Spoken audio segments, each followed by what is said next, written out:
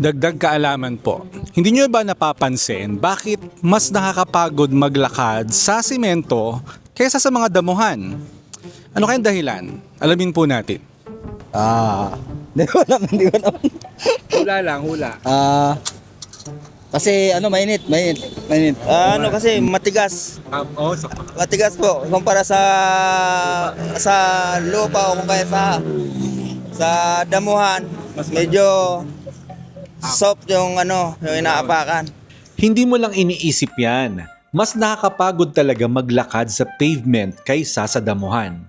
Ang dahilan, ang semento tumatalbog ang init.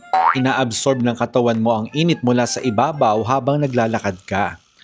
Concrete and asphalt absorb heat during the day and release it slowly, making walking surfaces 5 to 10 degrees hotter than air temperature.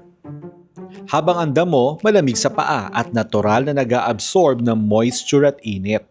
Mas less ang heat stress kaya mas kayang magtagal ng katawan.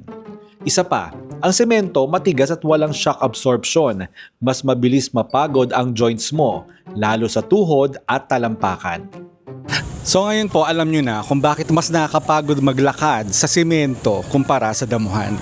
Sana po may natutuhan kayo at laging tatandaan, mapalad po ang tao na nakakasumpo ng karunungan at ang tao na nagtatamo ng kaunawaan.